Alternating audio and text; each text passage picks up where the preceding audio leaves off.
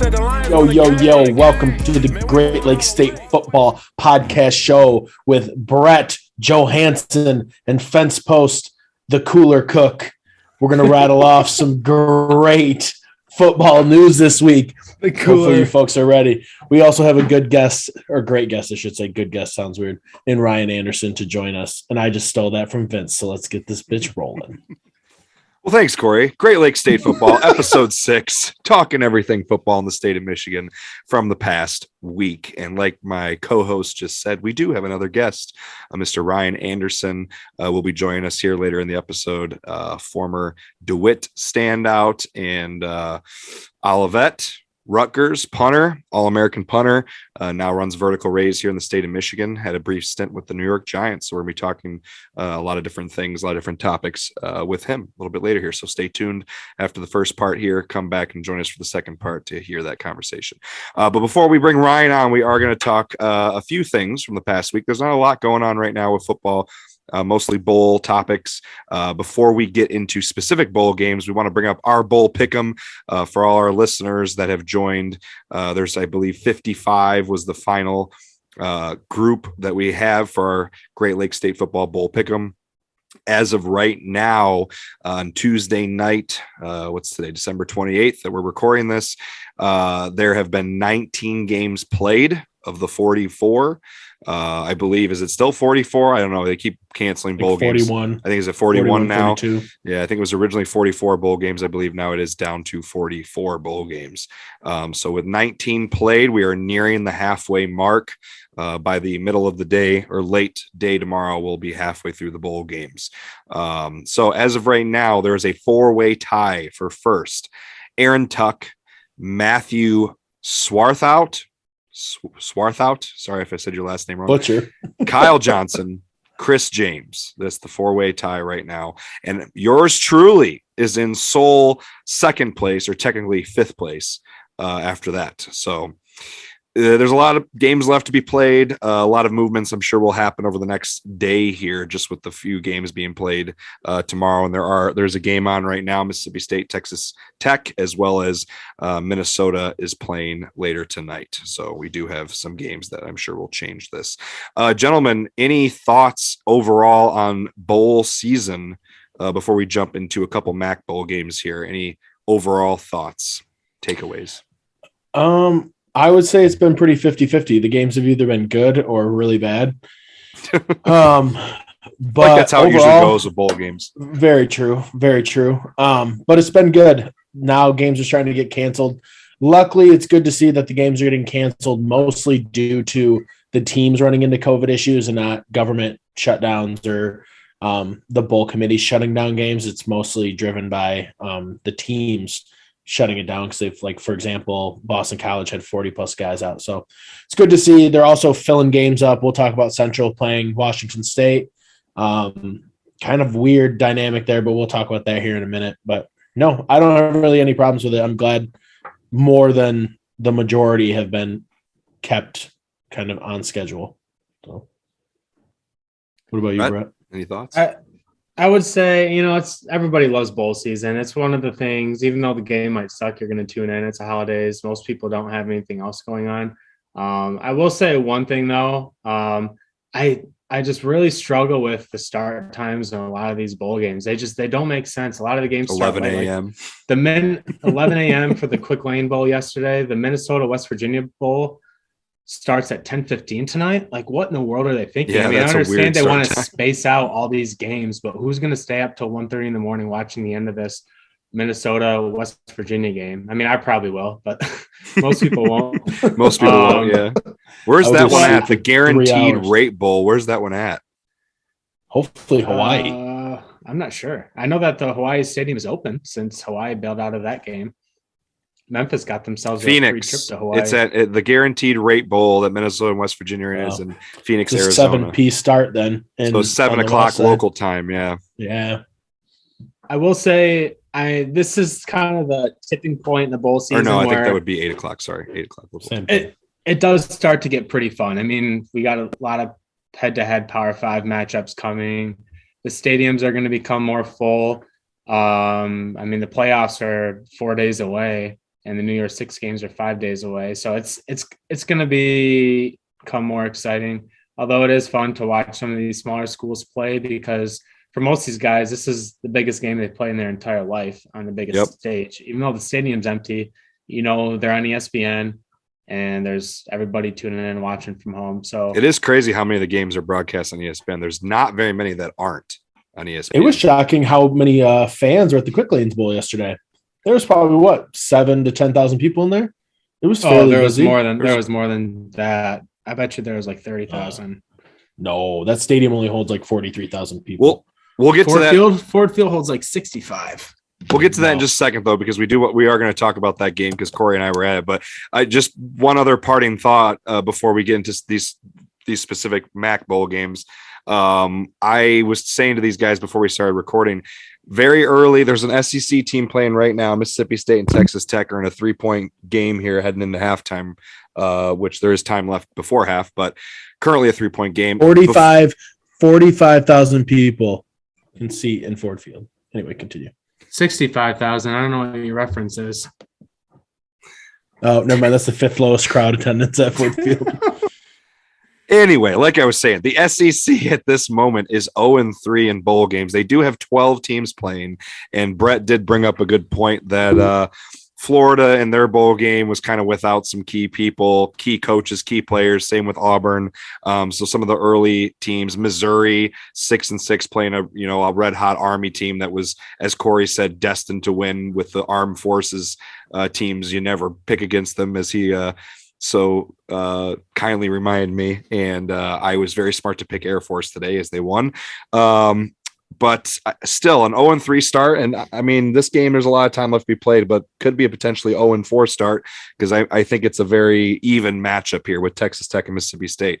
Now, again, some of their best teams have still yet to play, but I just think that's interesting, and then seeing the Mountain West and Mountain West is 5-1. The Americans 3-0. 2 of the Americans' wins have been against SEC schools, and the Mountain West has beat 2 Power 5 schools. Now, again, Brett also mentioned this. Some of those wins for the Mountain West and one of Americans' wins are against other mid-major teams, but still pretty cool to see. Some of those mid-major conferences showing out in the postseason, but Big Ten has not played a bowl game yet. They will be very shortly, as Brett just mentioned. The first Big Ten team will be Minnesota playing tonight as we are finishing up our podcast. They'll be kicking off. Anything else you want to add on this, gentlemen? Otherwise, we can jump into Central and then Western. 22,000 fans at the game yesterday. It did not seem like 22,000 fans, though, because that stadium was decently full, but the whole upper portion of the stadium was completely empty. And before we get to Western, because we're going to talk more about Western. Hold on. Before we get to Western, let's just really quick just mention Central Michigan, because there's just a couple of quick snippets of news about them, and then we can talk about Western and argue about the Lions' attendance in Ford Field. So Central Michigan, hot news. Their bowl game was canceled. Well, excuse me, not initially canceled, but their opponent had to withdraw due to COVID, and they ended up being offered an alternative bowl. So originally they were supposed to be going to the Barstool Sports Arizona Bowl. And who is their opponent? It was Boise State, I believe, right? And Boise State had to withdraw. And then they got invited to go to the Sun Bowl against a Power 5 opponent in Washington State. Now, Kory, you had the official number. So they go from what to what in terms of their dollar payout? They were gonna get roughly $175,000 to play in the Barstool Arizona Bowl, and that number jumped to $2.5 million. Insane. And then I also believe, Brett, I think you told us this last week, wasn't that Barstool Sports one going to be aired only on their app or their website or whatever? That was the only place you could watch it. Yeah, it was only going to be aired on YouTube and the Barstool Sports app. So, I mean, if you're Central, that's a win-win. You're going to increase your take-home by more than tenfold. You're going to be aired on live TV. It's only a 4-hour drive, so you can stay in Arizona and practice all week. They're not heading over there until Friday. And Portnoy came out and was kind of giving grief to Central and Washington State because Barstool was pushing to get Washington State. Washington State pretty much came out and said, no, we're going to play in the Sun Bowl. And then Central was like, we're going to go. Yeah, we're going to go play in the Sun Bowl. And then you could tell he was a little butthurt when they decided just scrap the scrap the Barstool Bowl. We're going playing the Tony the Tiger Sun Bowl in El Paso, Texas. So. I mean, you can't blame Central. More money, bigger stage, better opponent. Maybe not better opponent. Boise State's good. I don't want to take anything away from Boise State, but still, I mean, a Power 5 opponent. I mean, you can't blame them. I love Dave. He is built a just absolute metropolis at Barstool. I understand his frustration, but he's a businessman and he would do the exact same thing. He's just mad that he got burned. And is this the first bowl that Barstool is sponsored? Yes, first year. Yeah, he's just frustrated. Yeah, he's very. I'm sure he put a lot of time, and his team put a lot of time and effort planning that. And the fact that they got canceled sucks for them, but those guys will be all right. They didn't start planning until May, which is crazy. He talked about it a little bit on Twitter today. He's like, in May we were just like, I want a Barstool Bowl, and then they just made it happen, which is crazy. That is pretty crazy. I mean, if you think about it, as long as you got some money guys at a bar. Yeah. But I mean, as long as you got some money, you can find a stadium and put together some sponsors. And I mean, I feel like if you have as big a platform and as many people working for you, widespread across the country as Dave has with Barstool Sports. It's probably just a bunch of guys being dudes. They probably just got done playing 18 holes of golf. Guys being dudes. Came up with a random idea. Hey, let's start a bowl game. And here it is. You got the money for it. Yeah. What do you guys think before we move on to Western? What do you think prediction for that game? Do we want to share our thoughts? Because that game is this weekend. Is that game coming up pretty soon here? It is Friday. Friday at noon. So it's a little bit. It's earlier than the 2:00 start Eastern time. I'll go out and say I think CMU puts up a good fight. I think they'll be fired up. They were, like we talked about, they were playing a good opponent in Boise already. So I think they put up a good fight against Washington State. I think they make Tony the Tiger proud, and they're great, but they're not going to win. So you like that one there? Nothing. Okay, I'll go fuck myself. No, I like it. Brett, what do you think? Well, since the theme is Tony the Tiger, I think it's going to start out really nice for Central. You start eating your Frosted Flakes, but everybody knows the Frosted Flakes, the best part about Frosted Flakes is the end when you get to drink the sugar milk, and that's the Washington State Cougars coming to victory.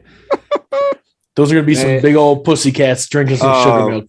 They were second in the Pac-12 North this year. It's some good non-conference games too. They played Utah State and BYU. They did, yeah. Mountain West, stand up. Yep. I didn't realize until researching this afternoon that their starting quarterback is Jarrett Urantano.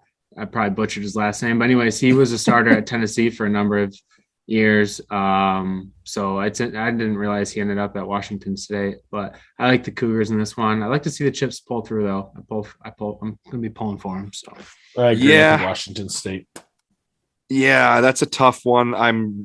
We mentioned a moment ago, overall impressions of the bowl season so far. And one of my biggest takeaways is something that we discussed, I think our very second episode, is just how, unfortunately, we're big Maction fans, all three of us, big Mac fans, big Maction supporters, but unfortunately the Mac doesn't usually seem to show out on a national level, and they are not. We were very excited that 8 Mac teams made bowl games, but they are currently 2-5, with Central being the only one left. So they did pull out a couple wins, and we're going to talk about one of those wins that Kory and I witnessed yesterday in just a moment here. But yeah, the MAC has not been very impressive at all in bowl season. I think wasn't their only other win Toledo, the very first bowl game was Toledo against Middle Tennessee State. I think that's it, is Toledo and Western Michigan. All the rest have been there's been a couple close losses, but I think mostly been blowouts. So unfortunately, I would like to pick Central, but I'm going to probably wait and see between now and Friday. I might look at a couple odds and ends, but I think, I'm probably have to go with Washington State for that one. All right, gentlemen, we want to move on to Western Michigan here. Great game. They kicked the shit out of them.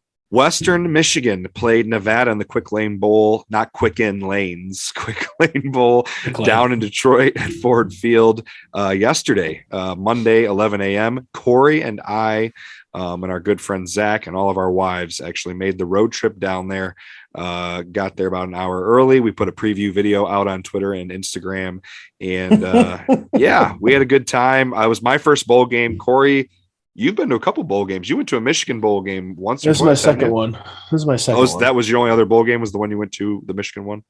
Yeah, in Florida. Yeah. And so Brett and Kory, I think you guys said you looked it up. 22,000 people were there. Yeah, 22,000. Now, the third filled. Pretty cool. I mean, Kory, I don't know about your impression, but for me, I thought it was a pretty good turnout. That lower bowl looked about maybe 3/4 filled. I'd say something like 3/4 filled. There was a lot of empty seats, but it was pretty full. It was loud for Western Michigan. I mean, it was basically a home game for them. That's what I was just about to say is when you're sitting there and the stand's not full, you're like, oh, this sucks. Like there's not that many people here. It's going to be kind of awkward.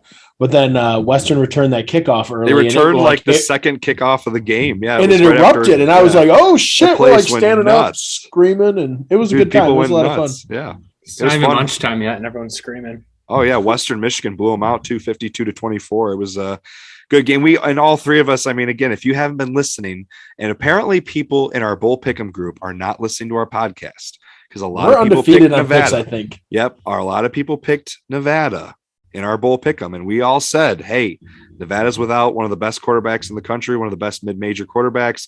It's a home game. Nevada had to travel for Western. Nevada had to travel a long way. Western was probably going to be far more hyped to play in this game than Nevada, and they showed out, man. I mean, they came to play. I mean, from that first quarter on, after they returned that kickoff for a touchdown, it was just dominating from there on out. Nevada also rented a clown to play quarterback. The guy was 6'9". 6'9", 225. Looked so awkward on the field because he was like a foot taller than everybody. That was crazy. Kory noticed that immediately and goes, that guy's 6'5". And we looked on Google and he was right. He just estimated 6'9", but yeah. I was like, that's like 6'9". 6'9", and he was right. He was right. They were like, why do you think that? I'm like, because he's like 6 inches taller than his offensive lineman. We were standing right next to him. He was this. When I turned the TV on, he was, like you said, he was towering over his running backs. He was not short. He was the tallest quarterback in college football history to start a game. Was he really? That guy for Arizona. What was that guy for Arizona State? I don't know. Was he 6'8" then? Do you guys remember him talking about that? BroBible.com. He 6'9" Nevada quarterback, tallest in history. Shout out to Bro. You guys Bible. don't remember that quarterback for Arizona State that played in the NFL for a minute? He played against Michigan State. He had a weird last name. Kentucky a long time ago. The big dude. No, I'm thinking Arizona Pillsbury State. Throwboy. He's died. R.I.P. Pour one out. He did die. I can't remember the guy's name, but I thought maybe he was 6'8" then. Anyway, do you guys have anything else you want to add on this game? I was really happy to see Western get a win. It was a lot of fun being there, and good way to kind of close things out here for the MAC. They have one game left, but with Central, but obviously it was nice to get a win for the conference.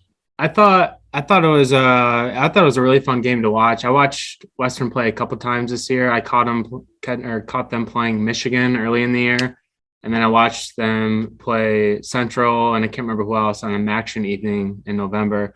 And I thought the team that rolled out on Monday was probably the most impressive Western team that I'd seen to date this year. They came out with an energy. They're making big plays. A lot of the big playmakers are younger guys, so I expect to see them come back next year. I mean, they were 8-5 this year, so yeah, 10 wins a possibility next year? I don't know. I agree with Brett. I'm going to say Western wins the MAC next year. Sophomore quarterback, unless he leaves, that'd be the only thing that can hinder that. Well, and we mentioned this. I mean, Western had quite a schedule. I mean, they played Michigan to start the year down at the Big House. They went to Pittsburgh and beat the ACC champs, Pittsburgh, 44-41, their third game of the year.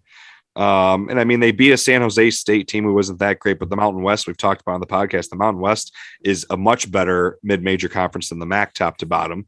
So I think that's a decent win for them. And then Western beat Kent State 64-31, who played for the MAC championship, and they beat Northern Illinois 42-21. The two teams that played for the MAC championship, they doubled them up in both games that they played. 106 points they scored against the two teams that played for the MAC title. So Western was a weird team this year. I mean, they lost to Eastern by 1 point and then beat the two best teams, blew them out. I mean, it was like there was a Dr. Jekyll, Mr. Hyde thing going on with their team. Like they would show up and beat the ACC champs, or turn around and get blown out by Ball State. Who Ball State looked absolutely terrible in their bowl game. So and they beat Western at Western 45-20. So they look terrible. Very weird Western Michigan team this year, that's for sure. But they did get their second bowl win in program history. And you think that was about only Western's second ever bowl win? Yeah, you think about some of those teams that they've had at Western with the PJ Fleck years. Yeah. Their first bowl win was in 2015 in the Popeyes Bahamas Bowl, and their second bowl win was in Motown. Chicken. I didn't realize that's an interesting trivia fact that you just brought to the podcast, Brett. Yeah, so to your point, the MAC does not perform well in the postseason, and it's pretty reflective of that. Well, Eastern still seeking a win, and Western only getting their second win, and arguably they've been the best program out of the 3 in-state MAC schools the last decade. Agreed. And Vince brought that up, though. I just think the Mountain West is a superior mid-major conference.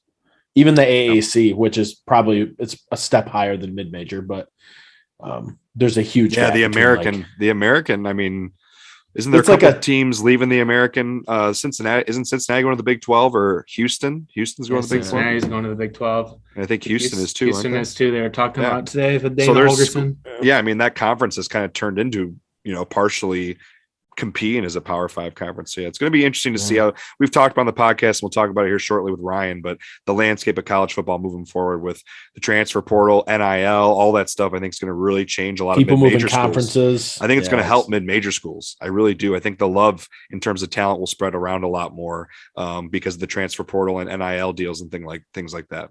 I think it'll spread the talent out a bit more than people realize. But one fun fact here. The tall quarterback I was thinking of from Arizona State who played for the Broncos, Brock Osweiler. But he was 6'7", 6'7". He played for the Broncos. Yep. Arizona State, 2012 draft. So yeah, he was 6'7". So this guy's even taller at 6'9". Ryan Tannehill's like 6'6" or something like that too. I'm pretty sure.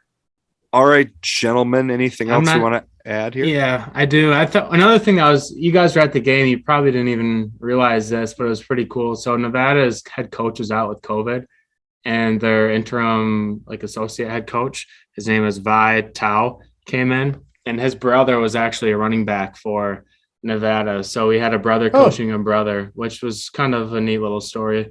That's cool. I did not know that. That's cool.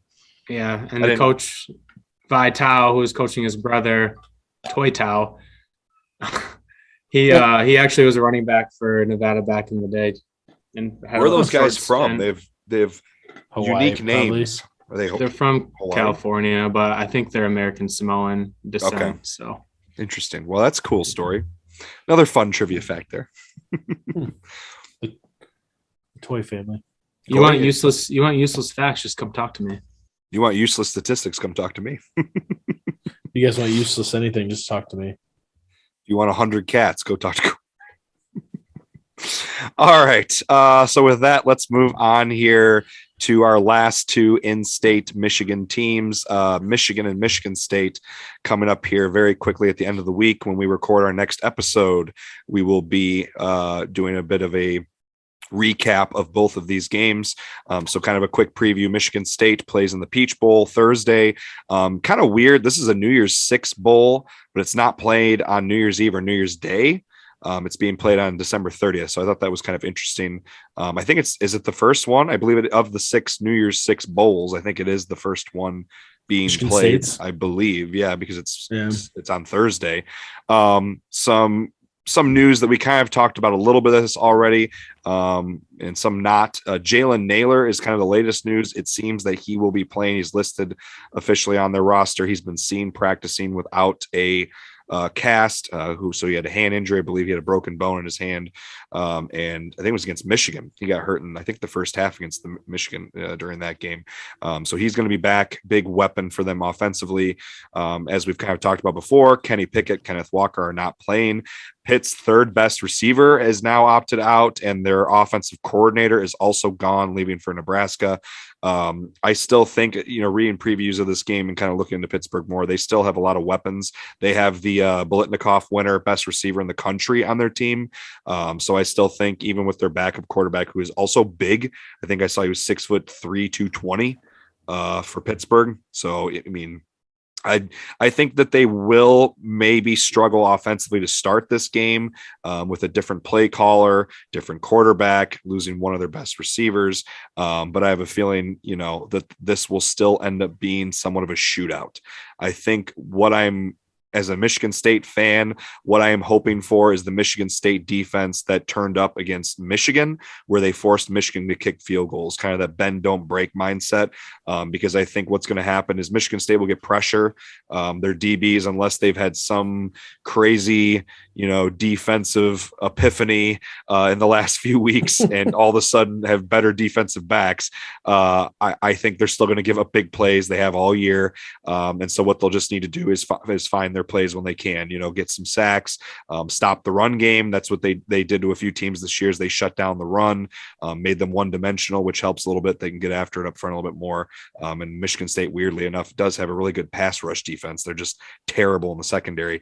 So if they can force Pittsburgh to kick some field goals, keep them out of the end zone, I think they'll score on offense because Jaden Reed, Jalen Naylor, Peyton Thorne. I mean, they have some other weapons at running back, even with Walker not there. Couple good tight ends, and I think it's gonna be a one-score game. I think it's gonna be a close game. I think it could go either way. My heart wants to pick Michigan State. And I think I will end up picking Michigan State. I have faith in Mel Tucker. I think Pittsburgh is kind of reeling a little bit, losing a quarterback and an offensive coordinator, more so than Michigan State is, without Kenneth Walker. But you guys have anything to add on this one, or do we want to just head over to the national media is actually starting to shift towards Michigan State. I was looking at a few websites, and a lot of people are leaning towards Michigan State to win this mid-40s to like a 45-27 game. So that's some good news. Yeah, I think it'll at least be in the 30s at least. Yeah. But I completely agree. The OC is going to be a big difference. I don't think the quarterback will actually make that much of a difference since the guy's been practicing for like a month now as the starter. So I think they'll be okay from that standpoint. Yeah. But I think it'd be a good game. I'd say Michigan State's got the upper hand in this one. Are we excited for this game? Is anybody? Yeah. I was really excited as a Michigan State fan, I'm excited. I'm a little disappointed now with not only Walker sitting out. I understand. I'm not mad at him. The star power's gone. Yeah, Kenny, the national gone. appeal. There's no national appeal anymore. I think people were excited to see one of the best quarterbacks and running backs go at it. Now they're both gone. So yeah, I'm sure national excitement is pretty minimal, but Michigan State fan base, Michigan State will turn out. This game's in Georgia. MSU fans will turn out. I mean, Michigan State is one of the biggest alumni bases, especially nationally across the country of any university. So there'll be plenty of MSU fans there. But yeah, I agree, Brett. It's definitely not as exciting. It doesn't have the luster or the appeal that it once did. Right. And, even though Pitt has their backup quarterback playing, a guy by the name of Nick Patty, he's actually started a game before. He's 1-0 as a starter. Yeah, I think I did see that. He's got some experience. Yep. I was going to say, you getting a month's worth of reps is pretty huge. And he's been Pickup's backup. So his last start was in relief of Pickett in 2019 against Delaware, and he won 17-14, which doesn't sound that impressive because it's against Delaware. But he's been playing behind a Heisman Trophy caliber quarterback and top NFL pick. So I'm sure he's picked up a lot of things, both in the film room, just watching the demeanor when he comes to the sideline and on his on-field presence. So I think that certainly is going to help him in this game. But like I said, I haven't really seen him play. So it's hard for me to pick Pitt in this game. I feel like losing your quarterback is a very hard thing to rebound from. Yeah, I think it is definitely going to be a interesting matchup there, and a few things to watch there that we mentioned for sure. Brett, do you have a hot take? Kory and I both pick Michigan State, but I'm not super confident in the pick. What do you think? I don't know. It's kind of a toss-up so game at this hard point. because they both kind of finished their season on a high note. In a way, both teams are going to come into this game maybe not that excited.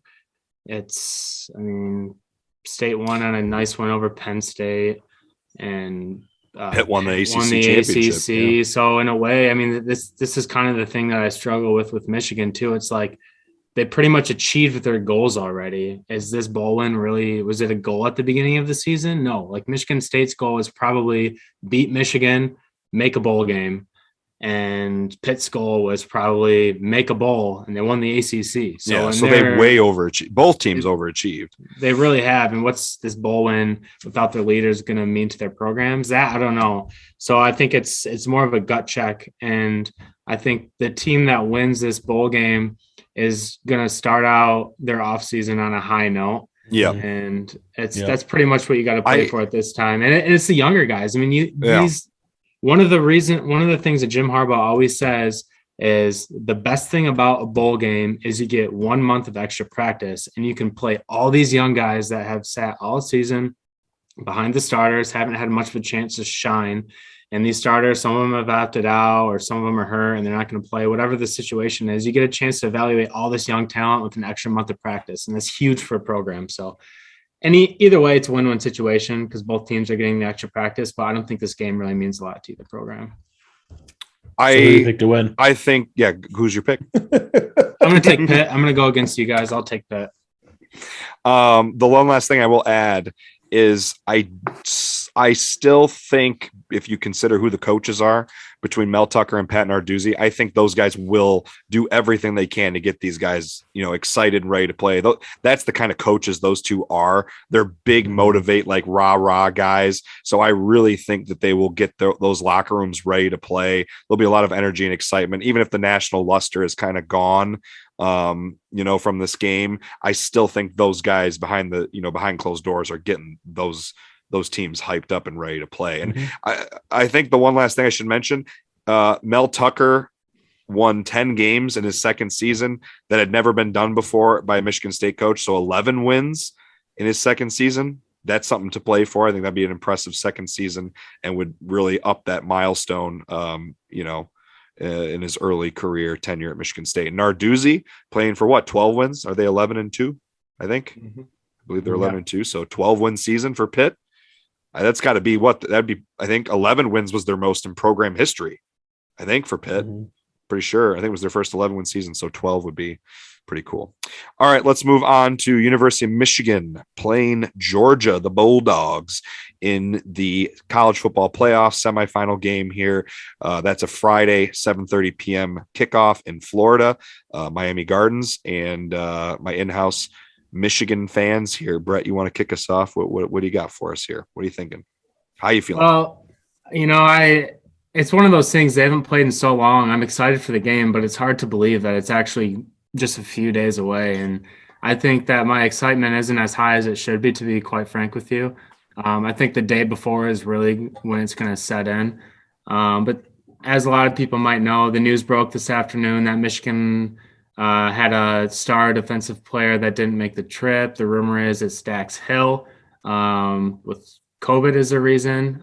With the new CDC guidelines only having to quarantine for 5 days as opposed to 10, that will certainly be helpful for Michigan. We don't know when he first had COVID, or if he's symptomatic or not. But Michigan flew out on Christmas Day, so 5 days would be the 30th. So he probably had tested positive prior to Christmas. So good news is the game's on the 31st. He should be able to make it in time. But nonetheless, he's going to miss out on his practices. But he's one of those guys that when you're that good at football, you can just when you're that good at football, you can just go in there and play. But it's been really hard to get a read on any other guys that may have been out or how people are practicing because they typically the playoff mandates 15 minutes of media time every single practice. But due to the situation in this bowl season, they have since removed that. So media hasn't really been able to get into practice. So everything is kind of a rumor mill, or if there's when the team visits the beach, there's probably some weirdos with binoculars trying to figure out who isn't there. They did a live video at the beach, so you could see some of the guys. They had a lot of guys out there. Yeah. I saw somebody on Twitter go, look, Dax Hill is on the beach. And it was literally a cropped in picture of Dax Hill looking like a shark. Dude, that is like out in the ocean. That's ridiculous. That's ridiculous. But yeah, there's some fun memes coming around Twitter. But I really don't have much more to add to this game. It's kind of, like I said earlier, it's kind of surreal that it's only a couple of days away. and I'm excited. I think Make that's your all I pick. can say. Make your pick. So Michigan currently is a 7.5-point dog to the Dogs. And I certainly think Michigan is going to cover. They say good teams win, but great teams cover. So I don't think Michigan's going to win, but I think they're going to cover the 7.5-point spread. I don't know. I've been hurt so many times with Michigan in the last, it's pretty much been my whole life that I can remember. It's just hard for me to pick them right now. As much as I want to, I just can't. So I'm going to pick them to lose, and I'm going to bet on them to lose. And when they win, it'll solve all my losses. So I think Michigan's going to lose. I'll take the Dogs. As a Michigan fan, we haven't been happy since Brady Hoke's first year when we won 11 games and beat Vatech. Was that the Sugar Bowl? Sugar Bowl, I think it was. Yeah, it was. Yeah, it was a Sugar Bowl. I don't know. I was pretty stoked when Michigan they spanked Florida in the Outback Bowl in Harbaugh's first year. That was awesome. True. And then we beat Florida in the first game of the year. That was also very awesome. Yeah. I was also very excited that year. No, I'm going to agree with Brett. A lot of nothing being said about this game. They have closed it off to the media. Apparently, I was reading a thing on Georgia was like really like the minute they were like no media, Georgia was like, yep, no media. We're not talking. We're not showing practice. We're not doing anything. So that's kind of interesting on Georgia's side because I know they've had some problems. Josh Gaddis has been really hyping up the Michigan offense. I don't know if you've read anything on that, Brett, but Gaddis's interview that he gave, I think, what's today, Tuesday? It was probably like Friday or Thursday. He was just pretty much saying the guys are ready to go. Like they're excited. Practice has been flawless. They pretty much are treating this like a business trip. They're coming into play, win, and move on. I think Michigan takes care of business. I think this game's going to kind of feel like the Iowa game, but it's not going to be that big of a distinction in score. I think it'll be more of, I think Michigan's found some things in offense. They'll be explosive. They'll come out. It'll be like a 27-21 type game in that range. I think the two teams are defensive, like dominant, but at the same time, I do think Michigan's offense is going to prevail. So it could be like a 27-14, but I think it's going to be like a 27-21 type game, 28-21. Michigan's got to come out and punch them in the mouth if they want to win. Yep. Kind of like similar to what Alabama did. Georgia's hasn't really been down all season aside from that Alabama game. So if they want to win, they got to come out flying.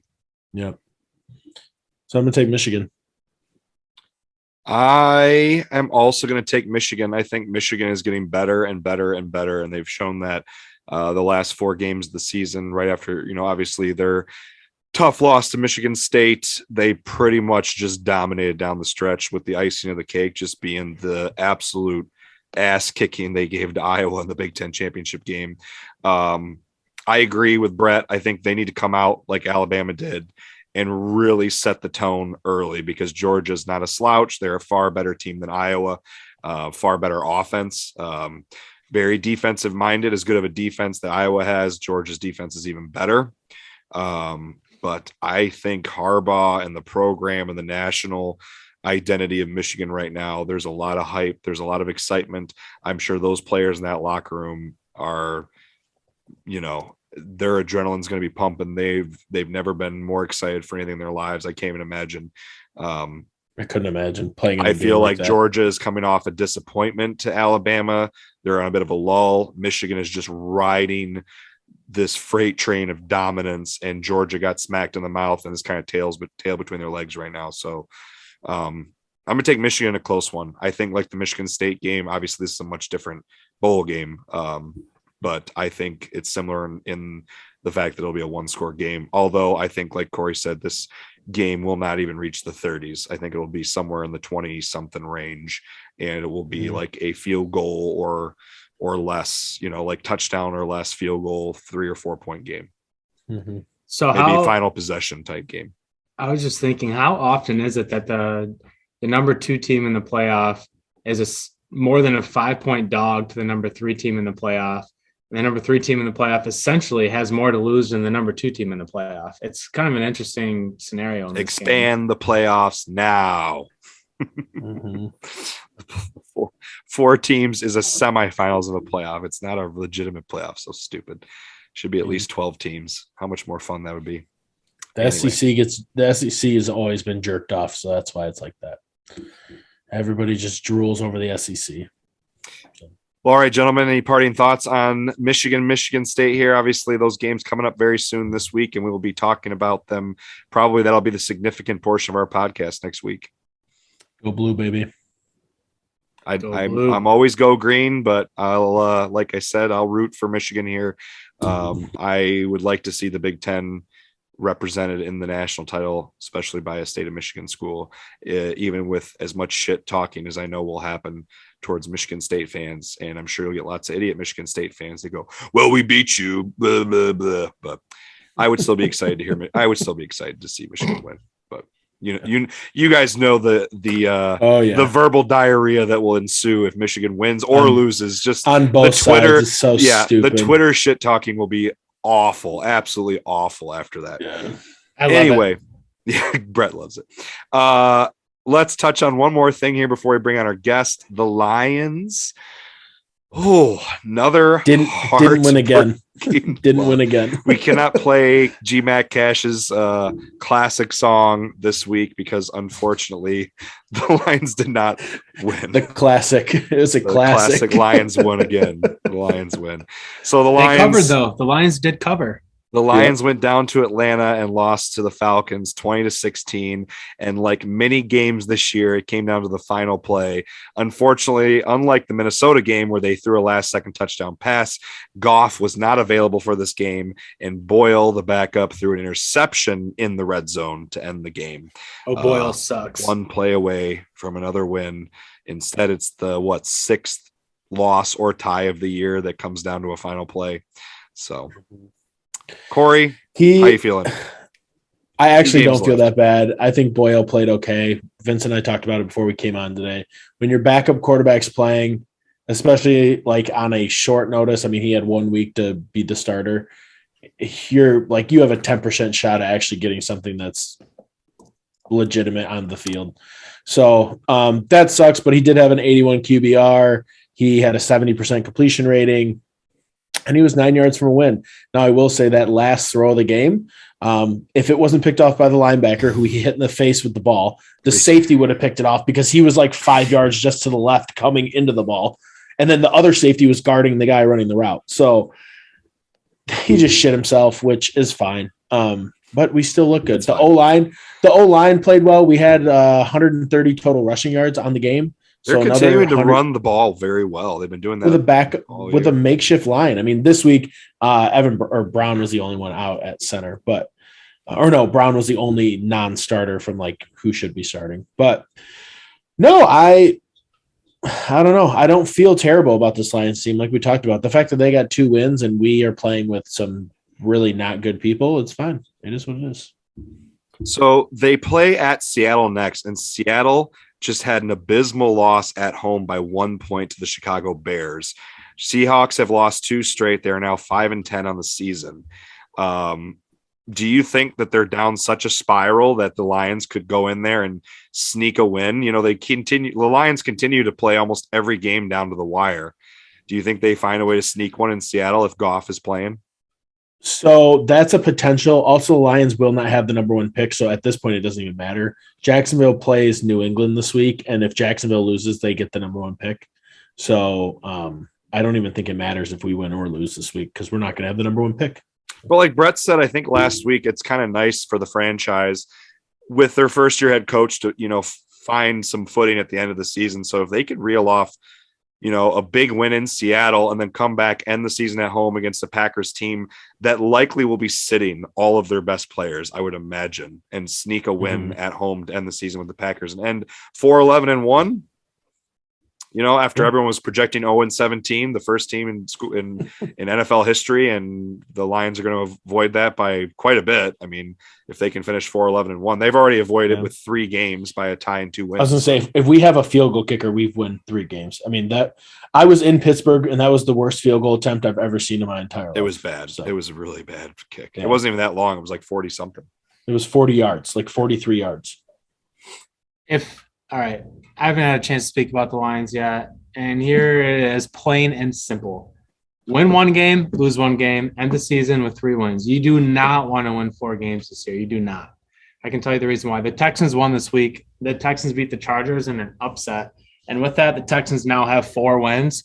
So the Jaguars and the Lions both have 2 wins, with the Jaguars having an edge over the Lions, with the Lions having a tie. But the next 2 closest teams with worse records. When you say edge, you mean for a higher draft pick, right? Yeah, so the Texans have the number 1 pick right now, and then the Lions are 2. And then the Texans, the Giants, and the Jets all have 4 wins. So you have to assume worst case scenario that those teams are all going to lose. If you're the Lions and you win your last 2 games, you're going to be 4-11 or 4-12-1, and you're going to essentially put yourself to like a 6th pick. You cannot win one of these games. I'd love to see them get their asses kicked at Seattle and then come back and beat the Packers, just because I hate Aaron Rodgers. But I think either way, I just don't see the Lions winning at Seattle. It's always a tough place to play. You're going on the West Coast. It's outdoors. It's probably going to be raining. There was like a foot of snow there when they played the Bears the other day. Yeah. The Bears won. I couldn't believe the Bears beat them. Yeah. By 1 point. You think the Lions suck. The Bears are worse. They really are.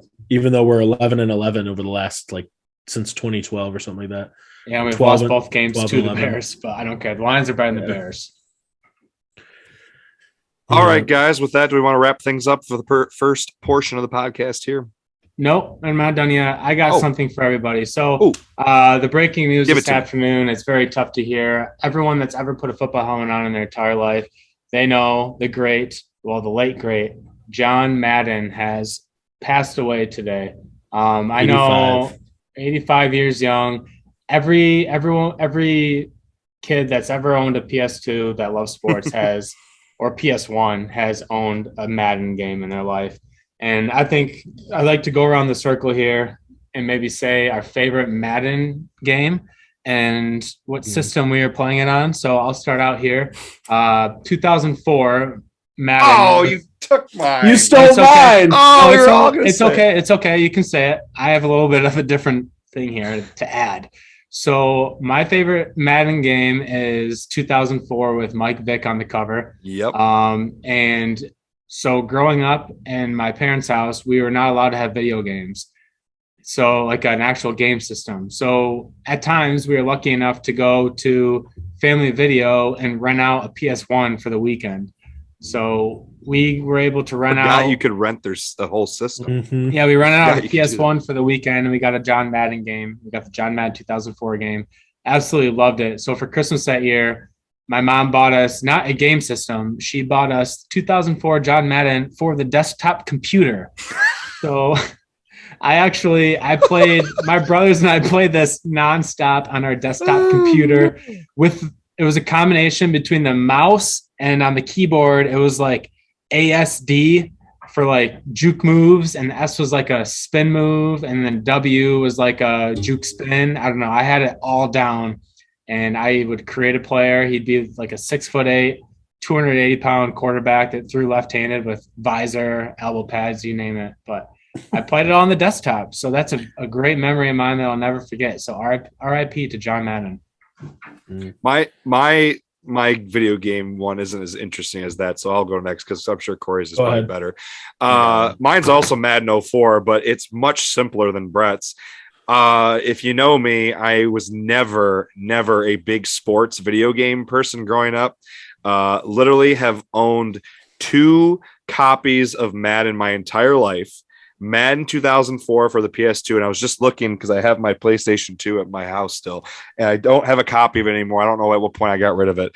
But I also, for my Xbox One, own Madden 17. Those are the only 2 copies I have ever owned of Madden, because I always thought it was stupid that people would buy the new version of the game every single year. Jimmy Cotter, looking at you. Love you, buddy. Oh. And Kory Schroppen, apparently. Yeah. But I remember I would go to like Kory's house or Brett's house or Jimmy's, whoever I was hanging out with, and they just always had the new version. So, but Madden 2004 was the one I always had for PS2. It was the first video game, sports video game I ever had had, and one of the only ones, period, that I ever bought. I just remember I played Dynasty mode on it quite a bit, but yeah.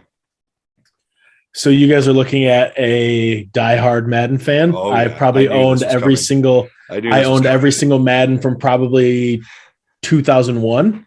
That's probably I'm worth. the- Honestly, that's probably worth a lot of money now. That he's I don't passed. have. I've sold them all 10 times over. But anyway, I remember like Madden 01 on the original Xbox. You would play with Team Echo and Team Madden, and Team Echo was like Echo Brand's like hood rat team that didn't even have a single guy in the NFL. But they were my favorite team. But my favorite Madden memory is 2009 during football camp. Madden always got released like August 20. Like we'll say August 24th. It was always like one of the right first before days. school started. I felt like, Yeah, and it was during camp.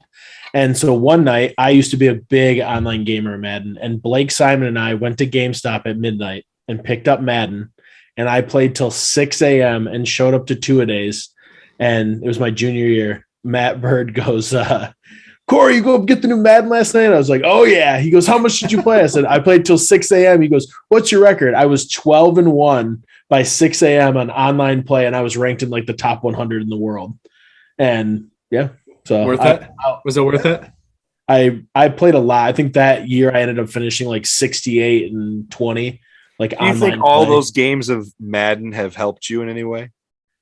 No, not at all.